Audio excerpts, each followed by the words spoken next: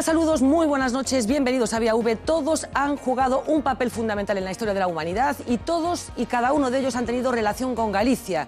Pero lo cierto es que esa relación no la conoce todo el mundo ni ha sido suficientemente explicada. Hoy en Vía V nos detenemos en un puñado de biografías extraordinarias que dan una dimensión nueva al hecho de ser gallego.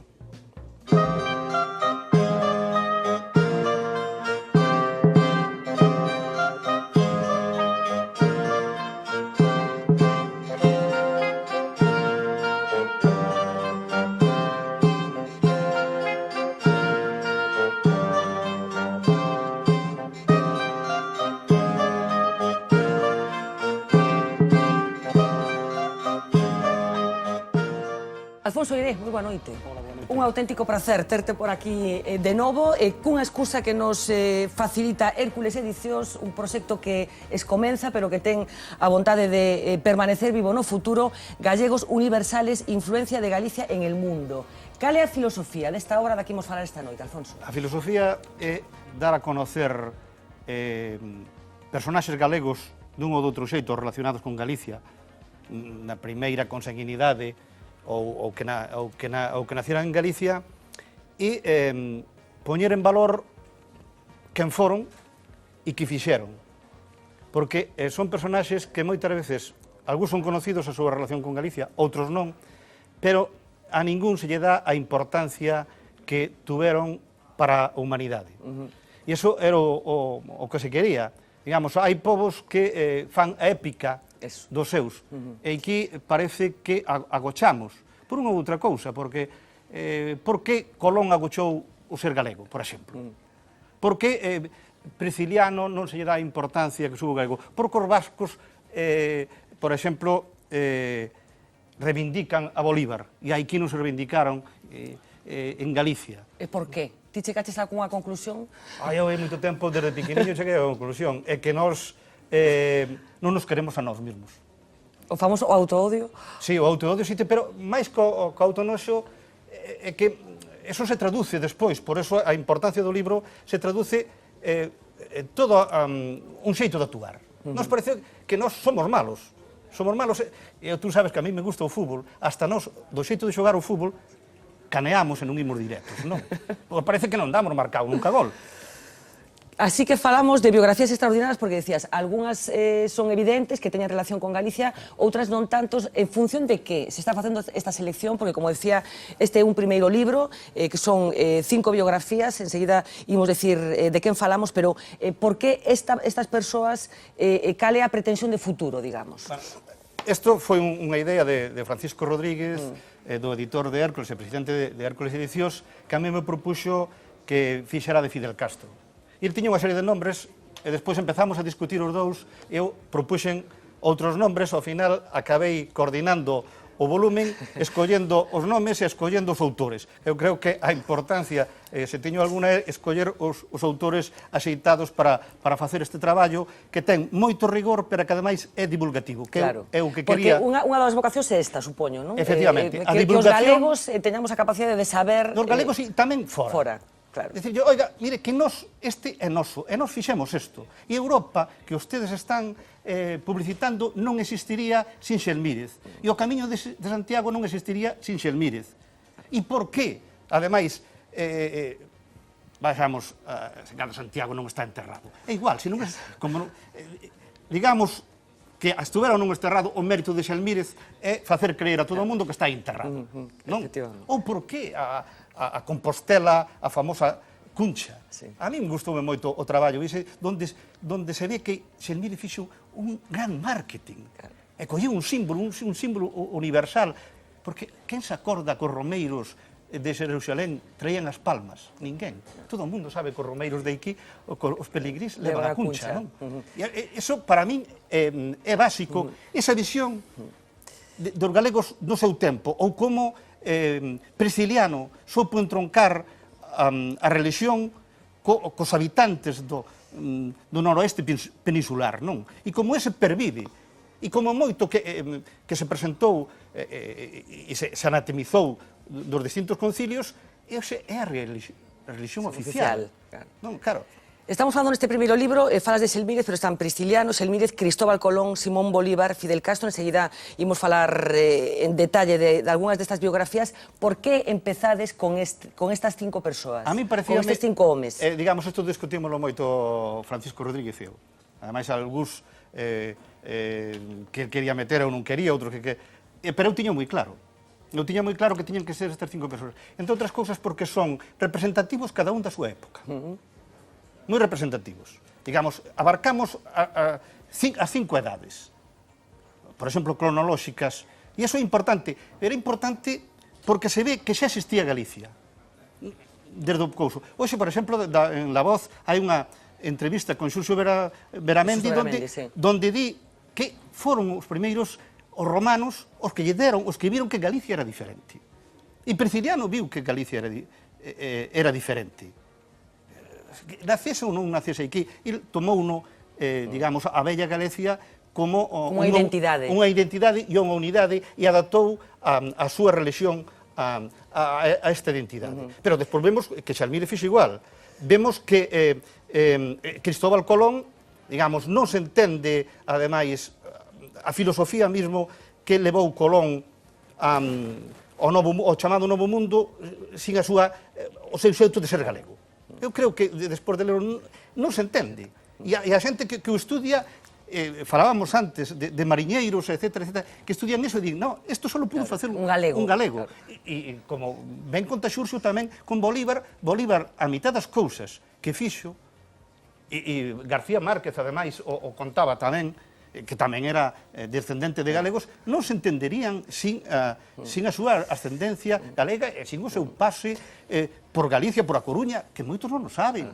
E aquí había un pazo donde il pernotou, efectivamente, ímos falar deso, pero falabas do marketing da cuncha que hoxe vencellamos tan claramente o Camiño de Santiago, e enseguida ímos falar dese Colón, do marketing que sí que souperon facer nun momento determinado os italianos para consolidar a idea de que Colón era xenovés. Falamos deso, de que hai povos, que hai territorios, que hai países que sí que son capaces mesmo de construir cousas, a pesar de que haxa moitísimas contradicións nunha teoría que finalmente acaba converténdose en oficial. Ou en platos, vos tranquilos, que dentro de pouco o pulpo a galega vai ser pulpo a China, porque se vamos a Barcelona, os bares que eran a maioría dos bares que eran galegos, agora son de chinos, e algúns xa poñen pulpo chino. Digamos que nos poden quitar hasta do pulpo a galega, non? Que non está... Porque cousas que pasaron hai séculos e que os ves e que non nos crees, e agora están aí. E eran galegos, e eran de identidade galega, e non la sacaron. E o problema é que nos deixámonos ir. Dixo, pois será. Pois será. Bueno, pois falábamos. Alfonso Ira, parte de coordinar, é o responsable do capítulo dedicado a Fidel Castro. Falaremos tamén dese capítulo, pero están con nós outros 2 autores, dos 5 que forman parte deste primeiro libro, como decíamos, que a vocación de converterse nunha serie. Xa lles adianto que a seguinte teñen a vocación de que sexa dedicada a mulleres fundamentales, vencelladas a Galicia, que foron esenciais na construción non somente da nosa identidade, sino de cousas moi importantes para a historia da humanidade. Así que nos acompañan tamén Eduardo Esteban Meruéndano. Moi buenas noches. Buenas noches. Responsable dese capítulo dedicado a el Colón gallego, esa teoría cada vez máis documentada, máis precisa sobre el origen pontevedrés del descubridor de América. E está con nosotros tamén Xurxo Martínez Crespo, moi boa noite, documentalista, é responsable do capítulo dedicado a Simón Bolívar. Imos empezar polo máis antigo, polo máis bello, por Cristóbal Colón. Imos ver un pequeno vídeo ca teoría que se sustenta neste libro que aparece recollido nesta escolma de Galegos Universais. Ni genovés, ni portugués, ni catalán, Cristóbal Colón era gallego. Su casa natal estaba en Porto Santo, en la localidad pontevedresa de Pollo, aunque su origen no está exenta de polémica. Ningún personaje histórico ha sido tan controvertido como Cristóbal Colón. Una controversia a la que el propio descubridor no fue ajeno y que, de hecho, él mismo alentó, ocultando voluntariamente su pasado. A lo largo de los años, las pruebas y documentación que pretenden comprobar su origen se multiplican. Colón bautizaría con nombres de las Rías Baixas a cerca de 200 lugares del Caribe. Su apellido, además, era único en la época. No existía en Italia ni en Portugal, pero sí hay mención a la familia Colón en la Basílica de Santa María, en Pontevedra. Galicia. Tampoco sería probable que el genovés Colón no supiese hablar ni una palabra de su idioma, el italiano. En sus cartas el navegante utilizaba vocábulos y expresiones tan gallegas como cativo, vento o fame. La lengua de Colón, la que utilizaba Colón, en su diario de navegación, en sus cartas, etcétera, etcétera, era un gallego portugués. Ya no solamente son los giros y las formas de hablar, sino que hace denominaciones muy típicas de Galicia, ¿no? El hablar que hay un sol ao espeto, que es una cosa pues muy gallega, ¿no? O hablar de una piedra en el mar, que es como una moa. Pero ¿por qué escondía Colón su origen? Es la pregunta que se ha hecho durante siglos y cada vez son más los historiadores que apuntan a un cambio de personalidad. Detrás de Colón se escondía el noble de Sotomayor, Pedro Madruga. Apoyó el bando perdedor en la Guerra de Sucesión de Castilla y quedó en muy mala posición. Así que decidió viajar a Portugal para pedirle perdón a la reina Isabel y trasladarle su proyecto de emprender una aventura marítima descubridora. Pero quedaba un asunto importante por resolver. Los reyes no pueden permitir que la rebeldía del ahora sumiso noble quede sin castigo. Ya nadie se acordaba de Pedro Álvarez de Sotomayor, Pedro Madruga. En adelante pasaría a llamarse Cristóbal Colón, de incierto origen foráneo genovés, tierra de navegantes y marinos, donde no tendría un pasado, ni una familia, ni incómodas preguntas que responder. Pedro Madruga muere oficialmente en 1486 sin dejar rastro, cadáver o tumba, y al mismo tiempo aparece en la historia un misterioso navegante genovés que no habla ni escribe italiano, pero que sí se codea con la nobleza portuguesa y castellana. El 20 de mayo de 1506 muere Cristóbal Colón, el gallego que cambió la historia del mundo y que igualmente fue capaz de cambiar la suya propia, reinventándose después de múltiples naufragios. Fue enterrado en la misma capilla donde yacían los restos mortales de su padre, el gallego Fernán Eanes de Sotomayor. Bueno, un historión, una biografía increíble.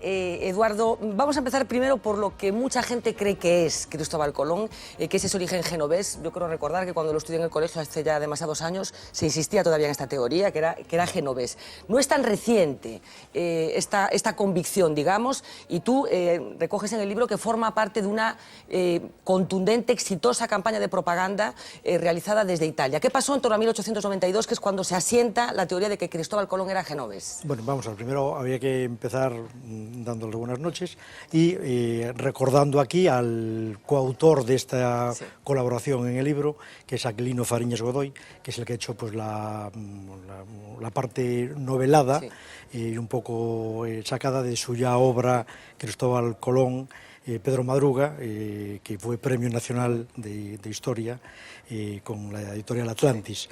Una colaboración importantísima, muy clara y muy evidente, ¿no?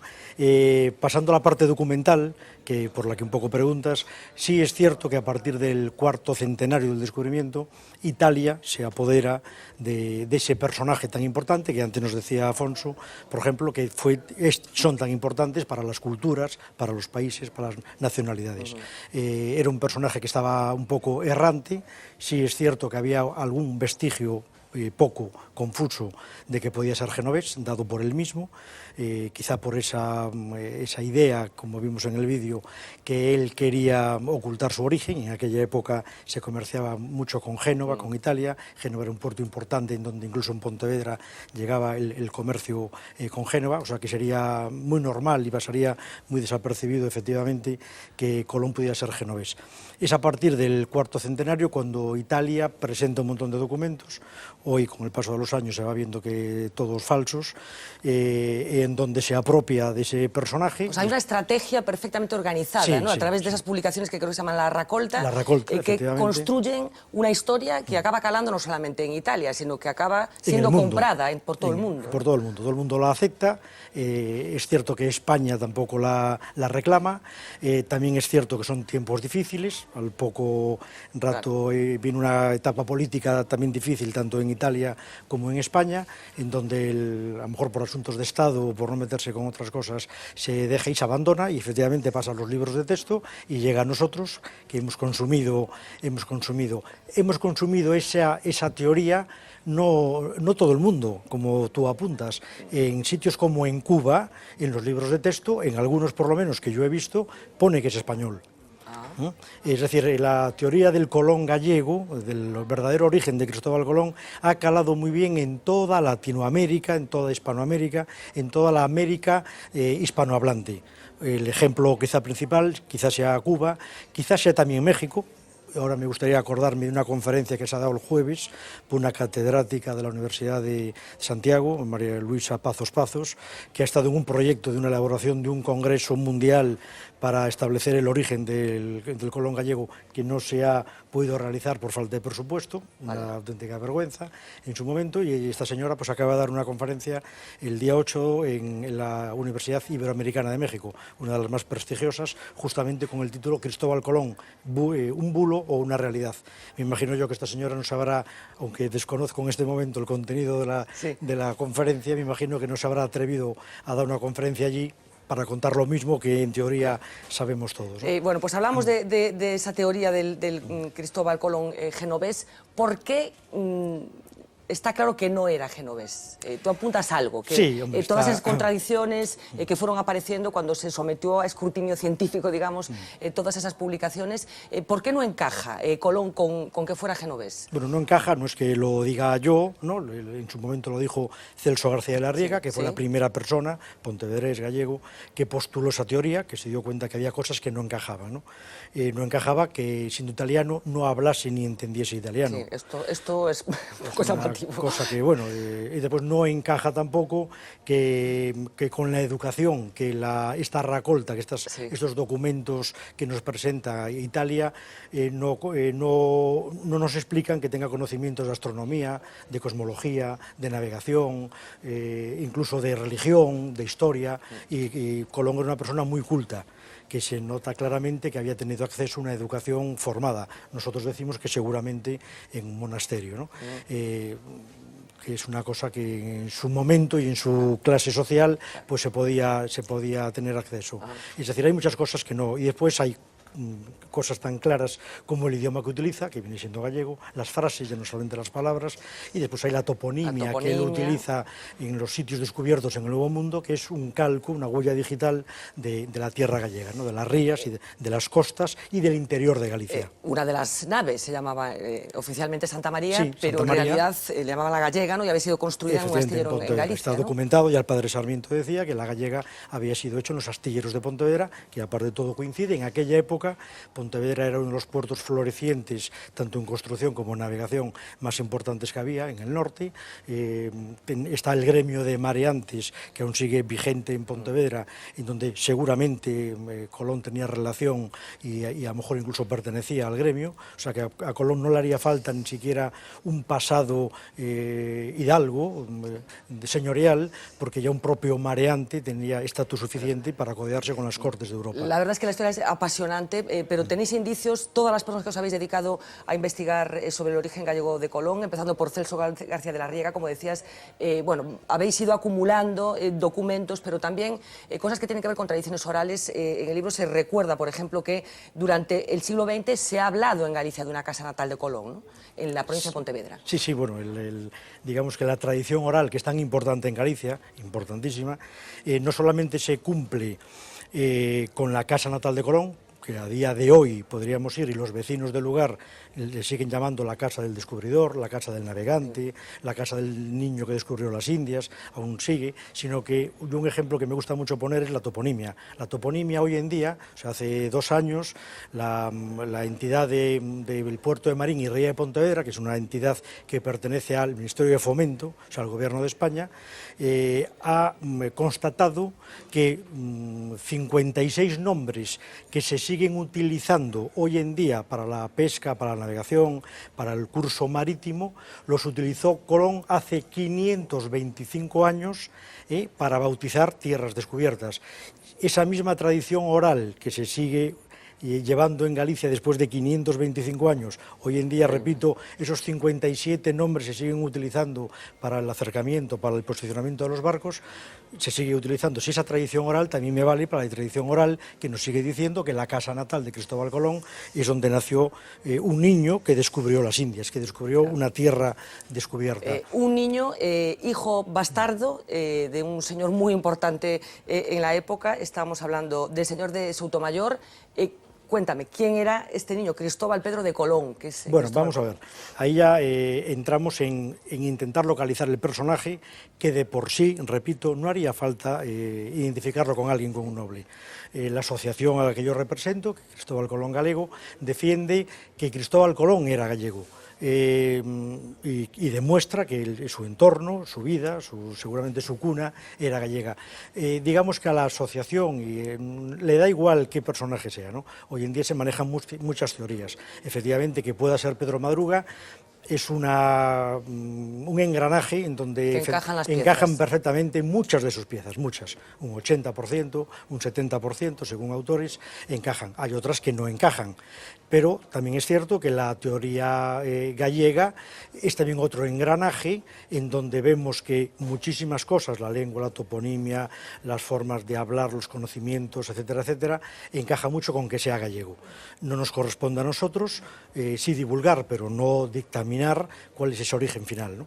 Pero es cierto que Cristóbal Colón puede ser desde un hijo de un ilegítimo de un noble o un hijo ilegítimo de un sacerdote de una parroquia de los alrededores, pero tiene identidad Cristóbal Colón como mareante por sí para descubrir, para conocer el mar, para tener conocimientos de astronomía, etcétera, etcétera, etcétera. O sea, lo que debemos proclamar nosotros es que Cristóbal Colón es gallego, porque es gallego por demostración, ¿no? Bueno, es gallego, pero vamos a profundizar un poco más en esta teoría, que es una teoría, bueno, sí, esa teoría, divulgada, que es la teoría de que identifica a Colón con Pedro Madruga. La teoría de Pedro Madruga es una teoría que, en el caso de ser cierta, o de llegar a buen término, que en un 80%, repito, encajan todas sus cosas, ¿no? La familia, los lazos que tiene de familia, de hijos, de esposas, de las relaciones con Portugal, claro. Incluso, como bien salía en el vídeo, muere en el mismo sitio donde está enterrado, ¿no? el padre de Pedro Madruga. O sea, son una cantidad de cosas que están ahí puestas, es evidente. De ser así, sería el guión cinematográfico más espectacular que se podría haber dado hoy en día en cualquier país, ¿no? Pues a ver, adelántales el guión un poco, así muy rápidamente. Bueno, estamos en ello. Venga. Estamos en ello. Pero no te voy a adelantar más. No vamos a desvelar el misterio que yo creo que antes. Pero hay cosas que no se saben todavía. No, hay cosas que están muy bien hechas, muy bien transmitidas, muy bien divulgadas en el libro. Bueno, muy bien. Está, digamos, novelado, gracias, repito, a la labor de Aquilino Fariñas Godoy. Se ha hecho un texto muy bueno, muy resumido, muy cómodo. Antes hablábamos, antes de entrar en plató. Yo creo que es el mayor logro que se ha hecho y que hoy en día está al alcance de todos en un libro para que llegue a todo el mundo. Bueno, yo lo he leído, de verdad que es que efectivamente está a la altura de lo que estamos diciendo, pero ya que no, si no vamos a destripar todas las vicisitudes y todos los detalles que acaban convirtiendo a Pedro Madruga en Cristóbal Colón y viceversa, sí que me gustaría que explicaras bueno, ¿por qué se produce esa confusión de la identidad? Se apuntaba algo en el vídeo que acabamos de ver.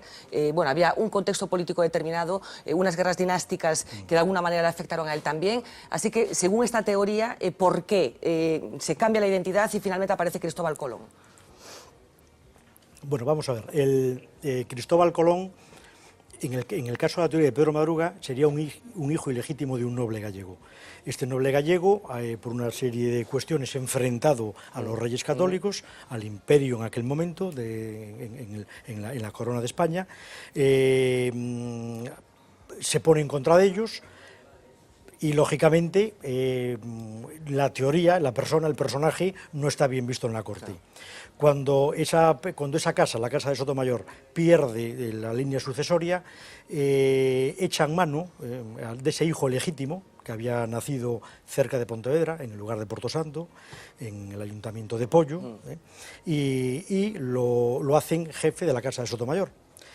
Él, lógicamente, con esos antecedentes de la Casa de Sotomayor, nos iba a presentar ante los Reyes Católicos pidiendo que avalasen su idea y le diesen dinero para conocer América. Entonces, lo que de forma resumida te cuento, lo que se trama es, él vuelve otra vez a tener su identidad perdida, la identidad con la que nació, Cristóbal Colón, y pierde la identidad de Pedro Madruga. Con el nombre de Cristóbal Colón es con el nombre que él va a descubrir América, ¿no?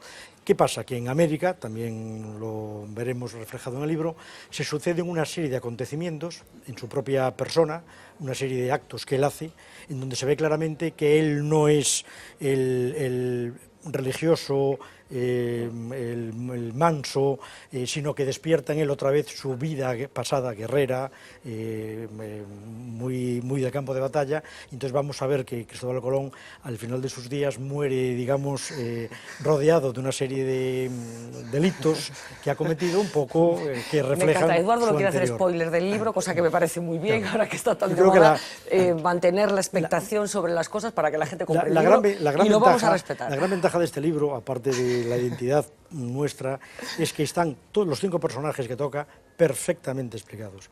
Yo creo que desde la primera página, están muy bien hilvanados, desde la primera página uno tiene el interés de leerlo, tiene el interés de documentarse y después vive realmente ese personaje como gallego. No hablo solamente de Cristóbal Colón, cualquiera de los 5 personajes, uno se da cuenta que hay unas directrices marcadas en esas genes, en esa huella dactilar que muchas veces no se puede explicar y que queda marcada por las diferentes sucesiones, escritos que va poniendo cada uno de los autores, ¿no? Eduardo, ¿estáis convencidos, o por lo menos que lo deseáis, que va a acabar apareciendo algún documento definitivo? No.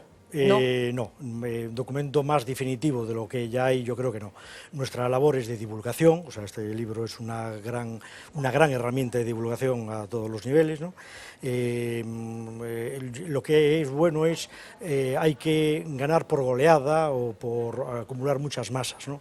Mucha masa crítica. Este libro lo que va a hacer es mostrar a mucha gente, a la gente que aún no hemos llegado nosotros, o que no habéis llegado a los medios de comunicación, a llegar a mucha gente para que se dé cuenta de la realidad, de lo que está en juego, de las ventajas sociales, económicas, turísticas, pero incluso de identidad propia nuestra, ¿no? Cuando la gente lo sepa ver así y entender así, y la gente por mayoría absoluta, ya por vergüenza, el que haga un libro ya no ponga que es genovés o que lo deje en blanco, etcétera, etcétera. Bueno, hace poco en una serie de televisión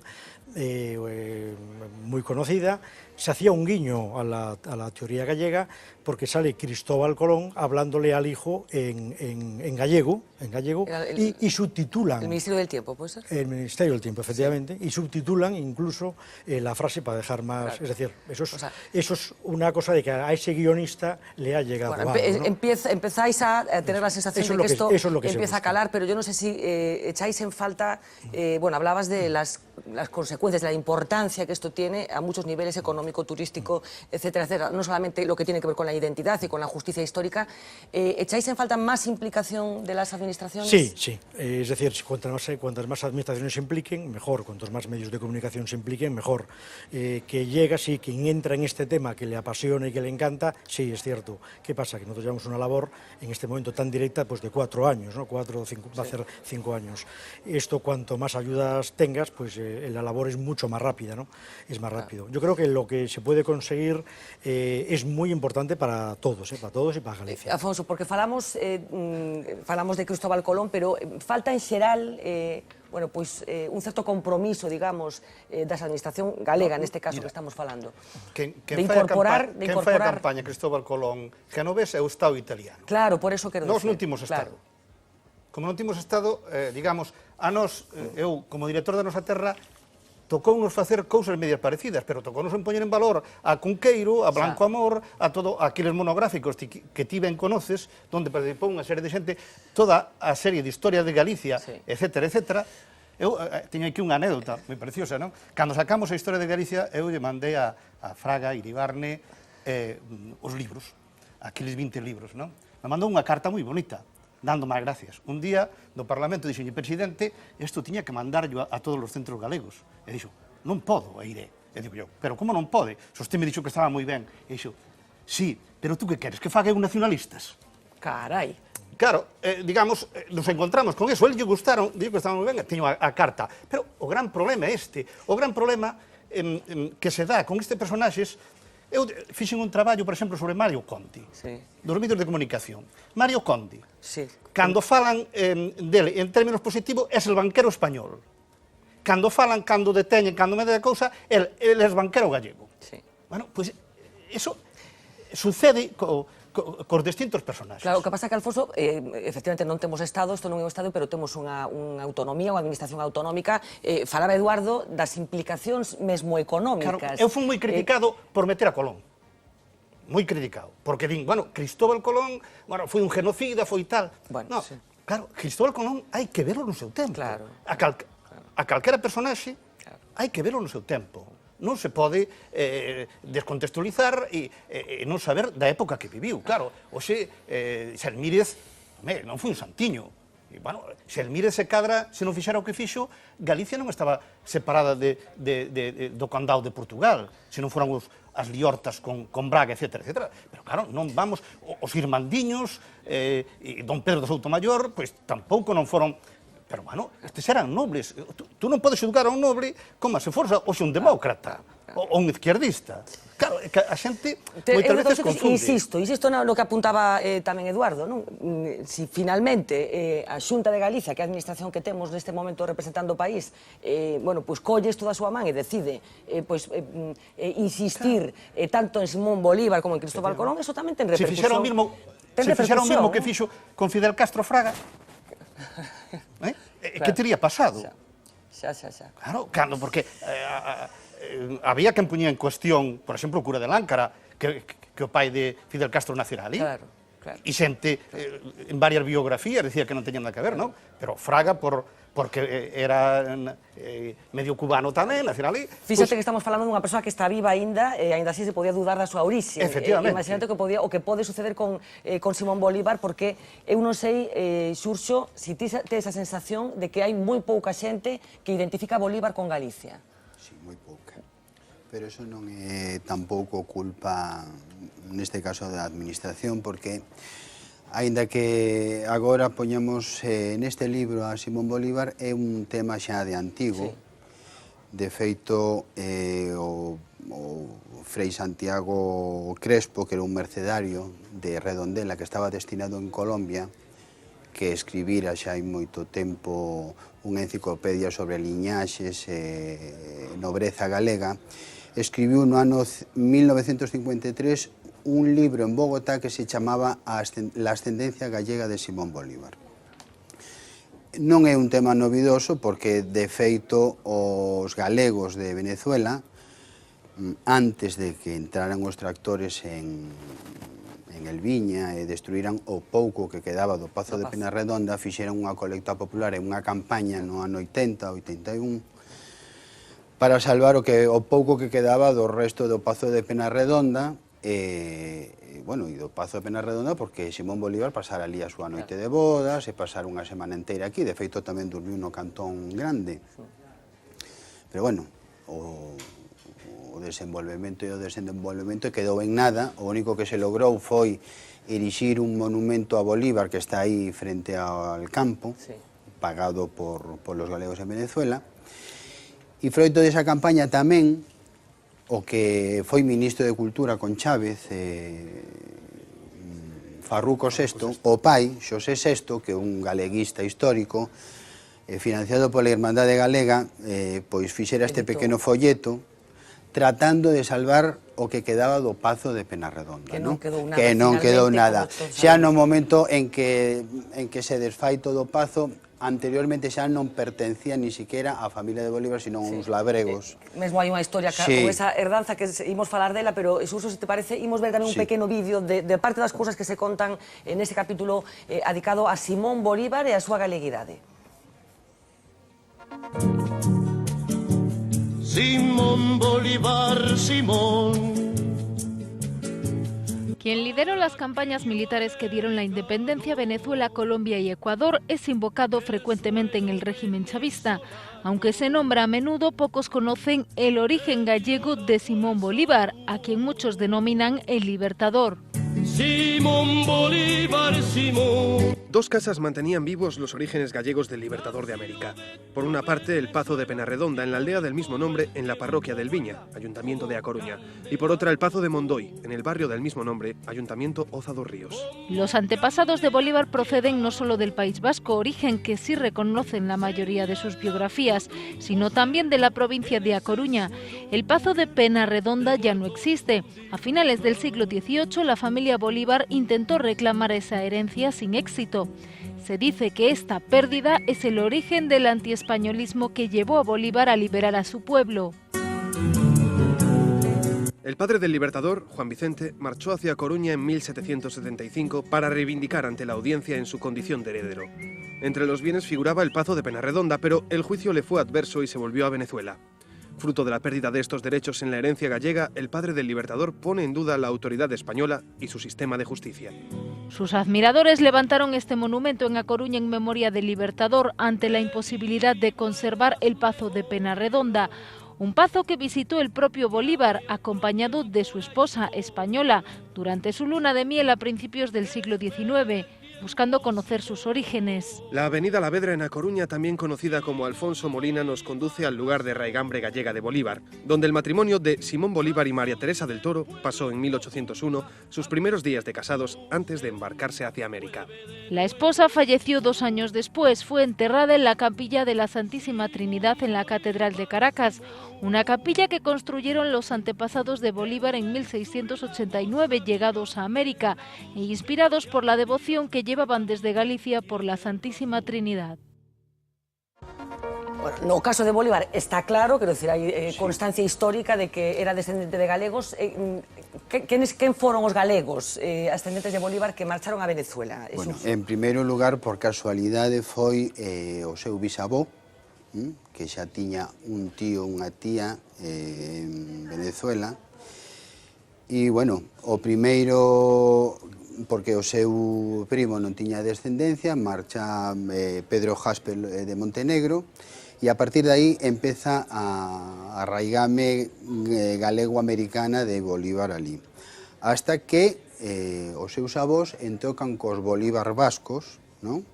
E neste caso co pai Juan Vicente Bolívar, que precisamente é o que reside aquí 2 anos por un problema de herdanzas que ven requerir para o seu peculio o Pazo de Penarredonda. Estar aquí o pai de Simón Bolívar 2 anos, pero perde o preito na audiencia da Coruña e marcha de volta outra vez a Venezuela. Marcha un pouco enfadado, ademais. Sí, bueno, son xente que tiñan altos cargos porque naquela época residir 2 anos aquí era unha situación complicada, e isto tamén ten moito que ver tamén coa situación de, por exemplo, de Colón. Temos que ter en conta que a colonización de América é un feito iniciado pola Coroa de Castela inmediatamente despois da conquista, da expulsión dos moros, non?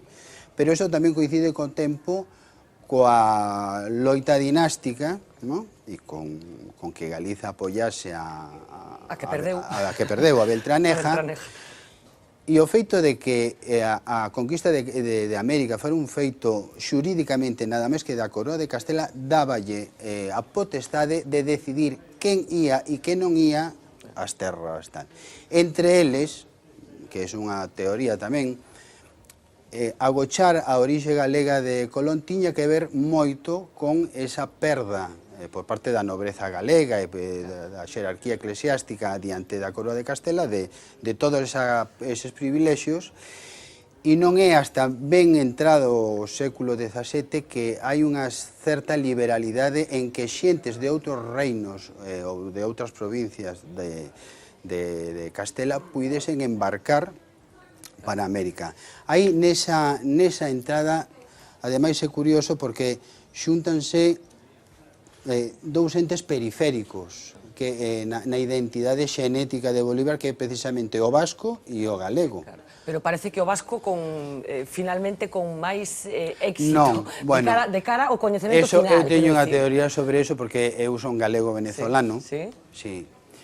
E en Latinoamérica hai unha fixación con todo o vasco. Bueno, pero por qué? Claro, isto tamén ten unha explicación. Eso ten que ver tamén coa historia.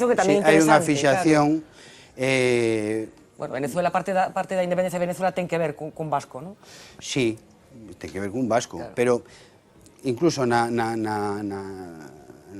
colonia, é unha cousa curiosa, pero o primeiro levantamento que hai na conquista española é protagonizado por un vasco que é López de Aguirre, ¿no?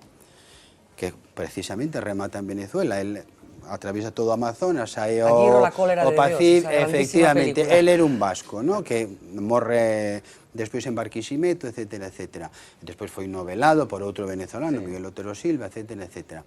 Pero o dos vascos é unha cuestión curiosa porque é como un símbolo de prestixio, non solamente en Venezuela, sino en moitos sitios de Latinoamérica. Vouche poñer un caso que hai un libro de Fernando Savater, un libro pequeno que se chama El mito del nacionalismo, que él enfadábase porque unha vez que estaba en México de compras, preguntoulle un mexicano dunha tenda que de onde era, e él dixo que era español. E preguntoulle o mexicano, retrucoulle, pero de España de que sitio? E dixo, de San Sebastián. E dixo o mexicano, é o primeiro vasco que coñezo que se identifica como español. Entón dixo Savater, bueno, isto é o colmo, que en México anden con esta cuestión de que si son, que si non son, etcétera, etcétera. Entón, bueno, efectivamente... Pero se identifica moito ali, o sea, se valora moito... O vasco. Claro, o vasco. Sí, hai unha tradición. A actitude que Euskadi tivo históricamente en relación co Estado español, bueno, un pouco... Sí, hai unha... Cando remata a Guerra Civil, os únicos exiliados da República Española que tiveron acceso libre en Venezuela, en Argentina, eran vascos. Non podían entrar republicanos vermellos, non podían entrar... No. De feito, Castelao, cando entra na Argentina, tiña prohibida a entrada a Argentina e utiliza o seu visado de pequeno cando vivía na Patagonia.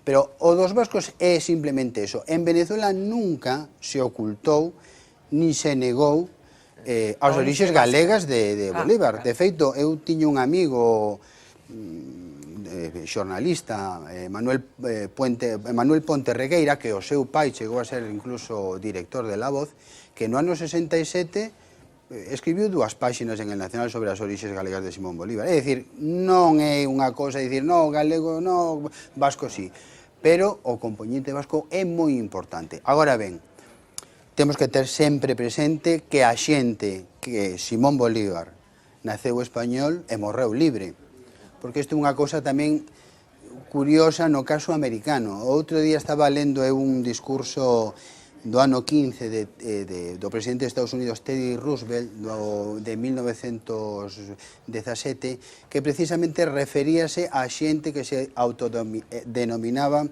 italoamericano, gregoamericano, etc. Roosevelt decía que en Estados Unidos nada máis que había americanos.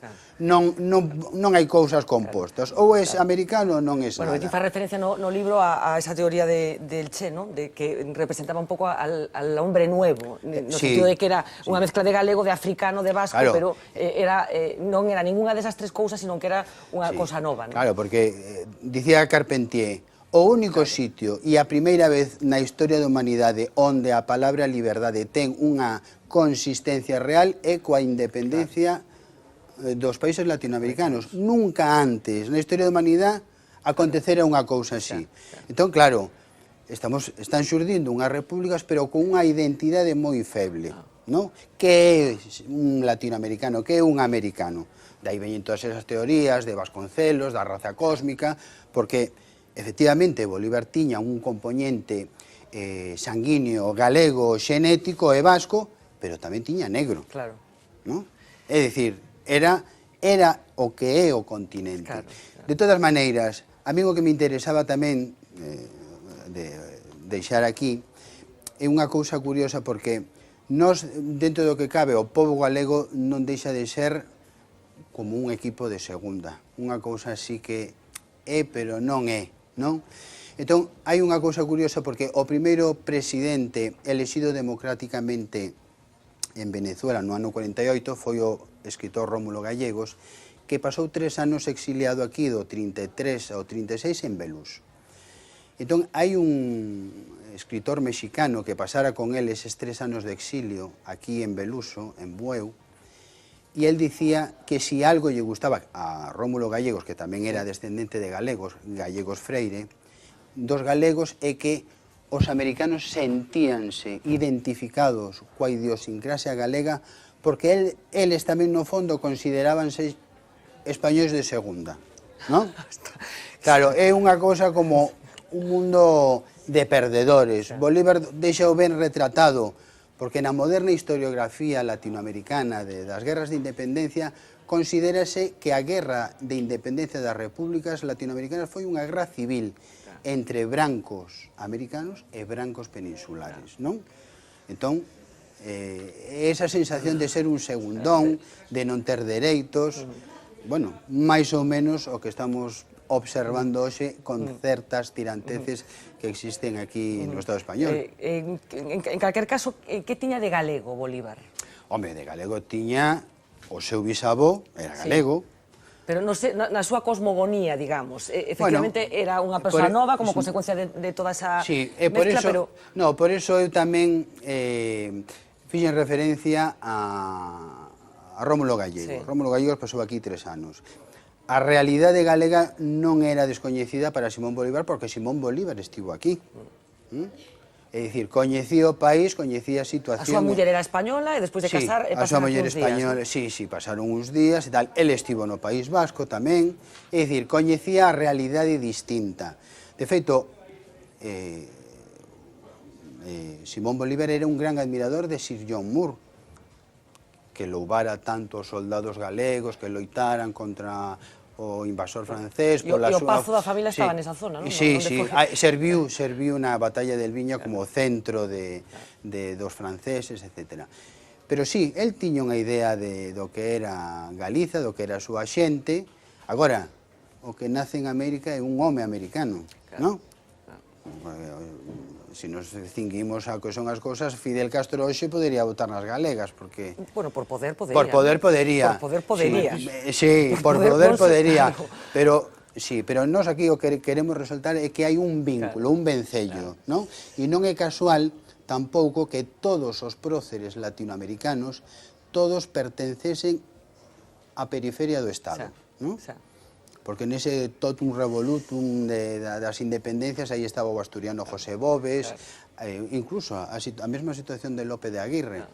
Entón, bueno, eu creo que eso é un componente importante na identidade de Bolívar. E, bueno, por un lado, acaba de dicir Afonso, a situación de Colón con respecto a que podería ser un xenocida e tal. Bueno, esas son cuestións da historia. Eu engadín aquí o decreto a morte que dictou Bolívar no seu momento, dicindo que todos os peninsulares e canarios que non apoyasen abertamente a causa independentista serían pasados polas armas, non? Pero, bueno, a pegada de Bolívar... Descontextualizar as cousas non ten moito sentido. Decías para rematar, a pegada de Bolívar? Sí, a pegada de Bolívar é importante que, bueno, que estivese presente aquí incluso aquí en Penarredonda, a rescatar este monumento que está aí esquecido no medio da autoestrada, porque, efectivamente, falase moito do Bolívar vasco. Eu estive na Pobla de Bolívar, ali no País Vasco, e todos os monumentos que están ali foron doados e regalados en distintas etapas históricas polos gobernos venezolanos. Bueno, que hai unha identidade, digamos, tamén construída ali en torno a eso. Efectivamente, sí. Pois aquí deberíamos fomentar eso. Aquí deberíamos fomentar, me quedo con ese desexo. Estamos falando de Cristóbal Colón, de Simón Bolívar, e estamos falando de Fidel Castro, que das persoas elexidas para este primeiro libro, das 5, é a única que está viva. Como sabemos, increíble que este vivo, por outra parte. Eu ás veces digo, Fidel Castro ainda sigue vivo. Bueno, imos ver efectivamente, un pequeno vídeo cas cousas que conta Alfonso Ire de Castro neste libro Gallegos Universales.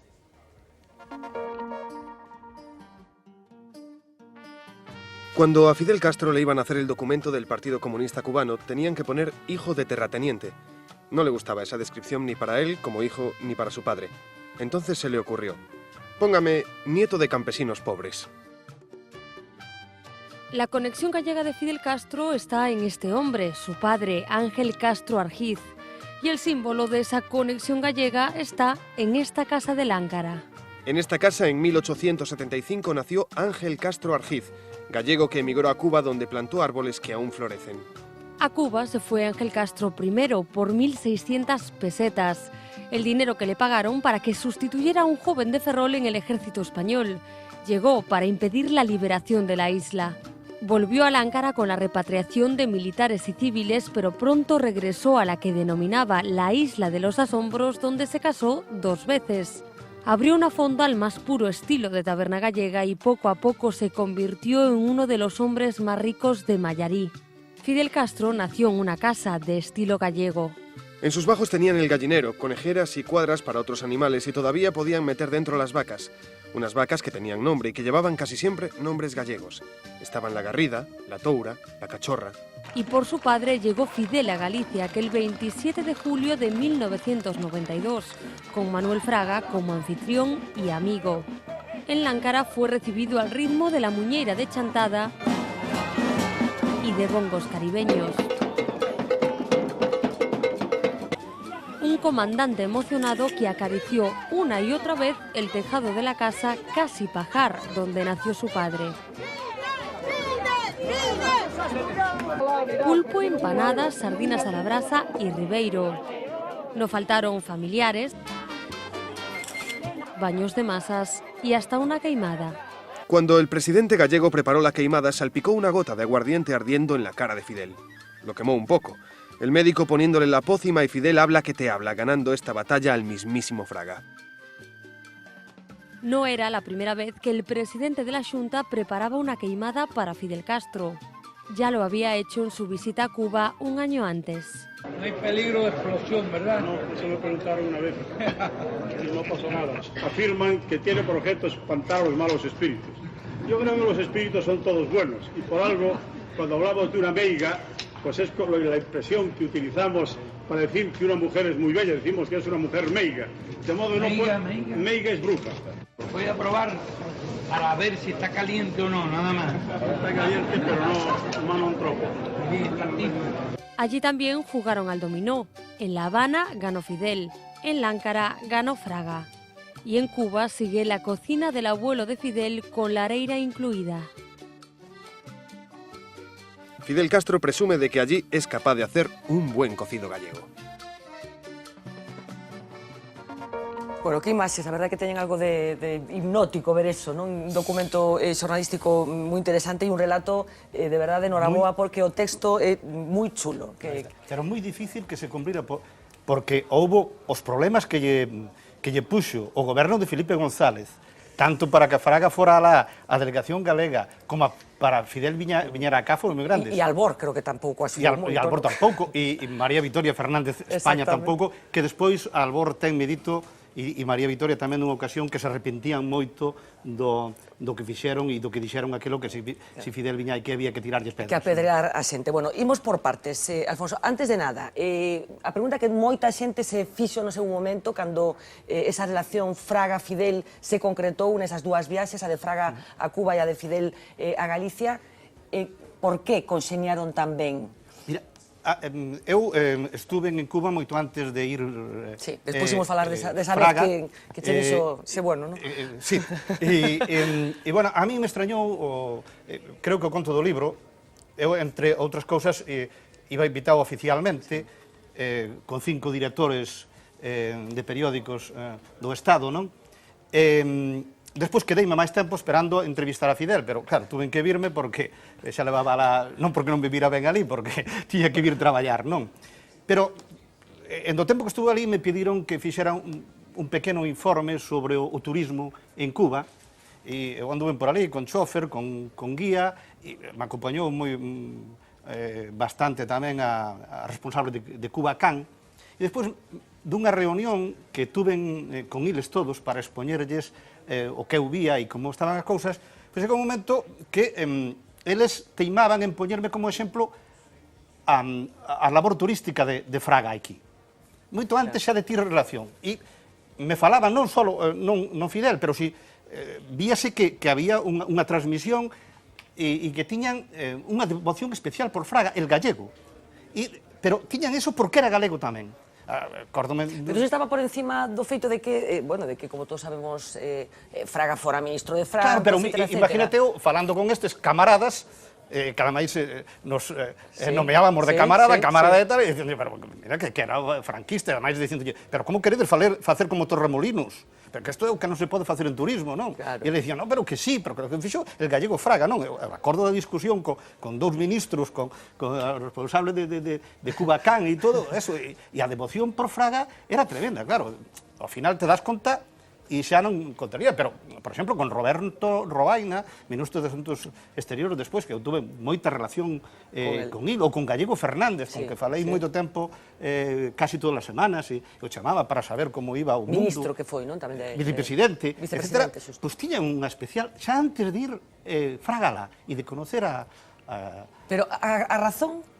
Non, porque era gallego e os pais estuveran en Cuba. En Cuba, o sea, era unha cuestión biográfica, digamos. Pero hai outra cousa que lle preguntei a Raúl Castro, e era co goberno franquista, eso mo dixo Raúl, co goberno franquista axudou a Cuba, e non a vetou.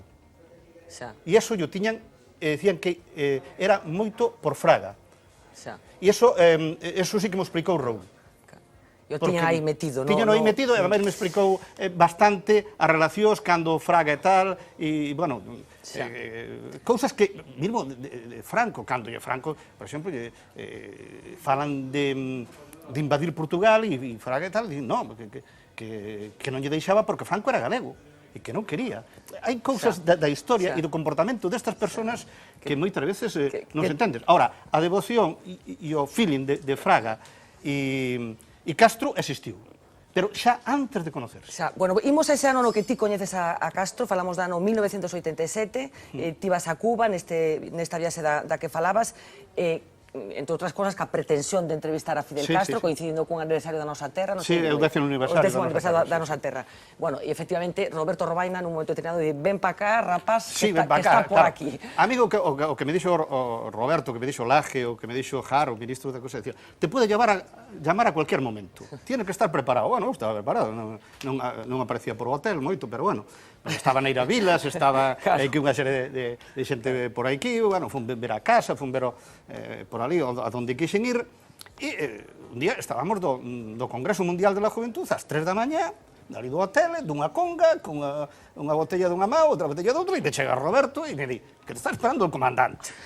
E dixo, mira, Robertito, pero volvo un momento, a ver, gallego, deja eso, tiroume con todo, sacou unha cousa que tiña aquí e me levou arriba, claro, e te encontras ás 3 da mañá co comandante ali do hotel e tal, e me presentan e tal, ya tengo noticias tuyas, tal. Uf, lo que estás haciendo por aquí.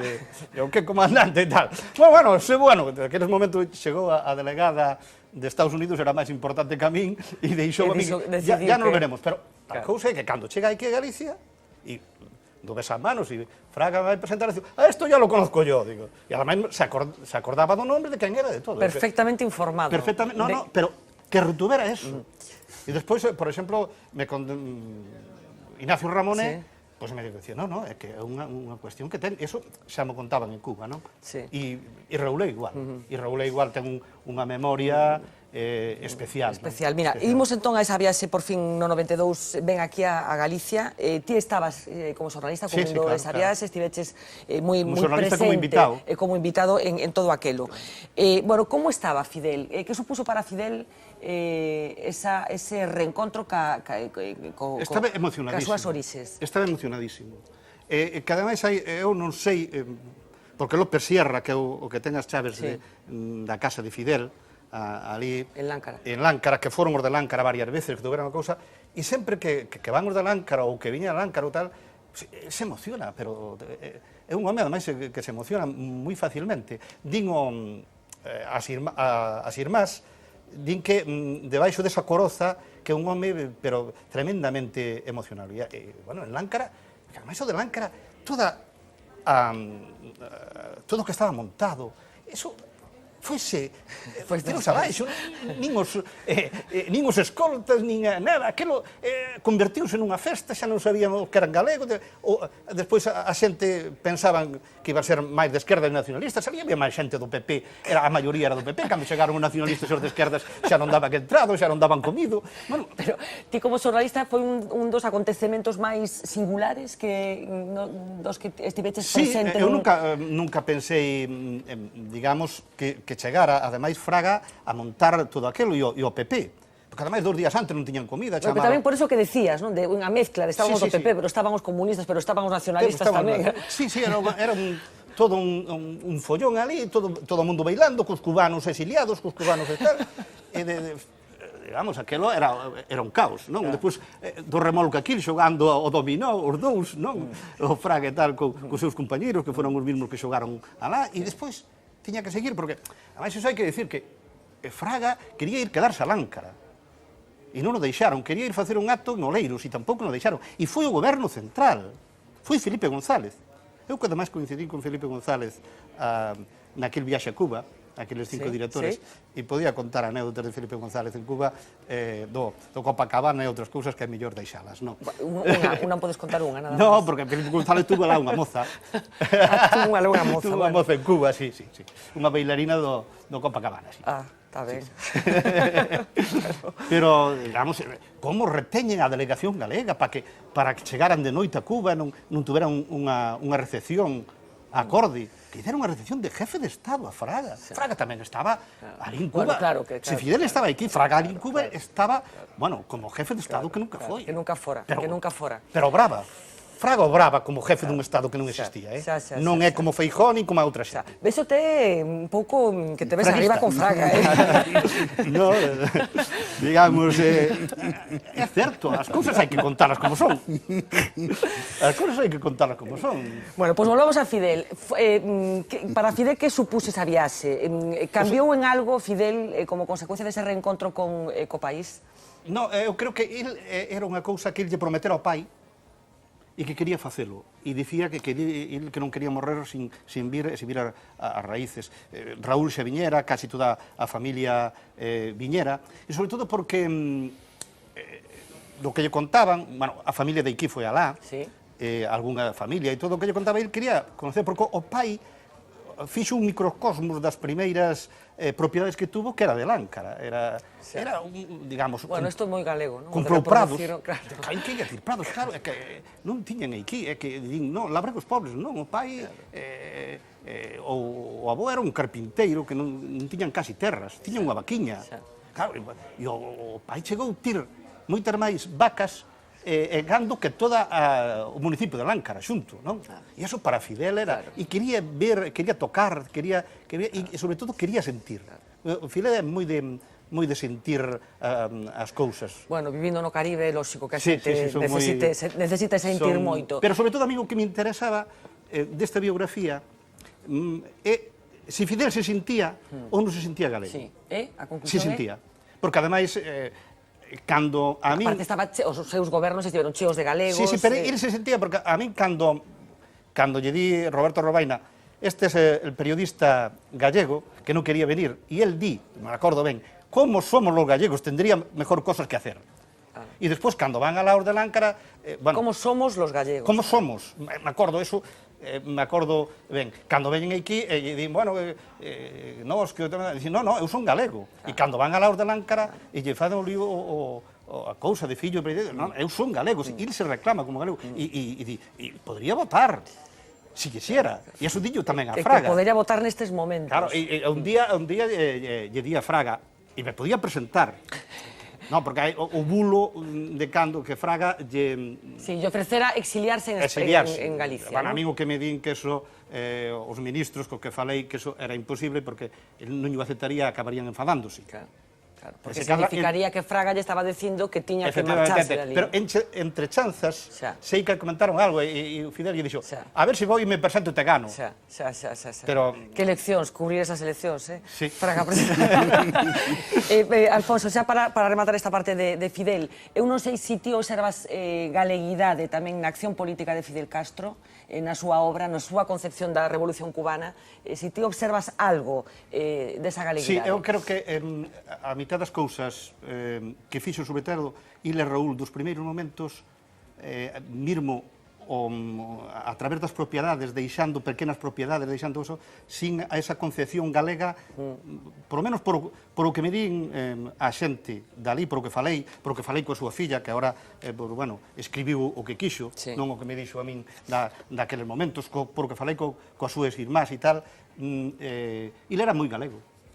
Chudín, din que Ramón, que tamén, o irmão, pero di que era máis galego que Raúl. Que era o máis galego, Fidel, non? Sí, Ele Ramón. porque ele tiña unha relación tamén especial co pai.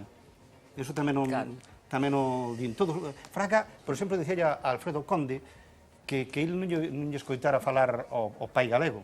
Pero, por outra parte, o que me contan a min e o que conta mesmo Fidel a Ignacio Ramoné é que o pai se xuntaban todas as semanas cos galegos e facían unha conrobla ali, con viño, comían cousas galegas. E o pai vendía cousas galegas. E Fidel, desde pequeno, comía cousas galegas, non? Bueno, Cuba está nestes momentos nunha situación que todos coñecemos, con ese fin do bloqueo, con Estados Unidos entrando ali dunha forma máis ou menos ordenada. Ti non sei se pensas que Galicia está desaproveitando a oportunidade de ter unha relación particular con este proceso. Está totalmente desaproveitada, pero hai moita xente que aquí empezou a facer de ponte e empresarios que deron o salto ali, e hai que resaltar o papel de García Seoane, no alcalde de Oleiros, de xente que levou, hai galegos que foron periodistas e están tindo ali unha labor importante, pero eu creo que por o medo que non tuvo Fraga outra vez, non tuvo Fraga a ter esas relacións. E eu preguntei, bueno, non ten medo dos Estados Unidos? Dicía, os Estados Unidos ya yo batallé moito contra ellos, a que le voy a tener medo, señor Eiré? Non, claro, pero os gobernos estatales, como Galicia non pode tir, ou non quere tir como Cataluña, ou como ten o País Vasco, unhas embaixadas propias, unha política exterior propia, mesmo económica, pois pasa que hai moitos negocios ali que están facendo por a porta de atrás, pero que hai galegos moi importantes, que sin a economía, sin estes galegos e o que invertiron alá, a economía de Cuba estaría moito máis mal, e non quero dar nomes, pero hai... Por a sensación, e supoño que con Venezuela tamén pasa, que eles tamén están desexando con que eses vínculos estreiten, non sei se tes a sensación tamén. O problema, creo que desde sempre da política, si se pode chamar exterior da Xunta, é que se basea moito no que é no componente emigrante que fixo moitos cartos, non? Entón, hai unha retroalimentación que non existe, como aproveitarse deles, non? Sacar fondos ali, pero a súa vez non hai ese interese. É unha cuestión curiosa porque Venezuela é o segundo país con máis emigración galega do mundo, despois da Argentina. E, bueno, por exemplo, vemos que moita da política exterior do Estado español e da Xunta de Galicia está destinada a Colombia, onde non hai galegos, non? Onde había ministros galegos con Chávez, dous, o de traballo, bueno, e máis, non? E un portugués que era de economía. O problema é de concepto. Seguimos falando de migración, non. Eu creo que Galicia ten que falar unha vez de diáspora. Eu creo que son conceptos distintos. E en canto as palabras parece que non son inocentes. Que non son inocentes. As palabras teñen todo. E nós, se empezamos a traballar como outros países, coa diáspora e non coa migración, porque nós non timos a xente que está lá, nin tutelar, nin nada. Bueno, o termo técnico agora é cidadanía no exterior. Porque xa o 70-80% das persoas con cidadanía española que ven en Latinoamérica son nacidas ali. Non son emigrantes. Claro, emigraron os seus avós. Son fillos, netos... Bueno, pois poderíamos estar falando de todas estas cousas moito tempo máis, o fío deste libro que establece este tipo de vencellos. Eu non sei, Eduardo, o feito de aparecer Colón nun mesmo libro, con Fidel Castro, con Bolívar, con Xelmírez, eu non sei se introduce unha nova dimensión no personaxe de Colón, xa para rematar. Sí. Introduce una nueva dimensión, efectivamente. Introduce una nueva dimensión el estar dentro de un personaje elegido dentro de una época, compartido con 5 personajes fundamentales, como estamos viendo, en la historia de Galicia, en la historia del mundo, aún por encima de estar dentro de un libro con una vocación enciclopédica que puede llegar a cualquier sitio, una editorial tan importante y, lógicamente, de manos de un coordinador como Afonso Eiré, que le está dando, como estamos viendo, a todos estos personajes una dimensión trascendente, como tiene que ser, y no de pasatiempo, como muchas veces la gente lo quiere ver, ¿no? Por cierto, ¿qué dicen los genoveses? Bueno... Los catalás. Sí, los catalanes están a su bola, ¿no? A su bola. Hay una cosa que es verdad, ¿no? Que es el personaje de Cristóbal Colón es tan importante, tan importante, que es lícito que cualquier nacionalidad histórica, país... se apropie de él. Se apropie de él, es lógico. Simplemente hay que mostrar las cartas, mostrar los documentos... Sí, pero bueno, supongo que en congresos científicos en los que se habla de estas cosas, yo no sé si ellos empiezan a tener un poco de susto. Bueno, vamos a ver, congreso, por desgracia, sobre Colón no hay. Intentamos nosotros, no nosotros, la asociación es una mera asociación que aglutina bueno, pero decir que hay ya, o sea, hablabas antes de ese premio nacional, que decir que empieza a haber ya una consolidación. Tiene respuestas, tiene divulgación, pero este congreso que hablábamos antes fue hecho por la Facultad de Geografía e Historia de la Universidad de Santiago. O sea, hay una cátedra de Historia de América que lo coordinó, lo diseñó, lo redactó y científicamente, digamos que de forma académica, ellos lo llevan, ¿no? 35.000 euros valía ese congreso a nivel mundial. Ese congreso, que donde iban a aparecer en todos los rotativos de prensa del mundo, pues congreso sobre el origen de Cristóbal Colón. Cada país, cada entidad, cada nación histórica traería sus datos. Y después aquí un comité científico nombrado por la universidad serían los que dictaminasen eso, ¿no? Efectivamente, estar aquí hoy en Gallegos Universales para Colón y para nosotros es un logro, una meta y ojalá pues vengan pues muchos más, ¿no? Y una parte del camino. Bueno, pues para mí un placer recibiros de verdad a los tres. Eduardo Surso, Afonso, un placer enorme falar desas cousas, desta publicación, como decía Eduardo, con vocación enciclopédica. Xa me adiantabas antes que o seguinte serán mulleres, non? Sí, eu quería sacar a proposta que lle fixen a editorial foi sacar 5 mulleres. Bueno, pues estaremos pendentes desas 5 mulleres para facer algo semellante a isto. Gallegos Universales, influencia de Galicia en el mundo. Non perdan este libro, de verdade que merece moitísimo a pena. Gracias a Xurxo, Afonso, Eduardo, un placer, de verdade. Imos facer unha pausa publicitaria, enseguida regresamos para facer un cativo repaso do que deu de sí a xornada política.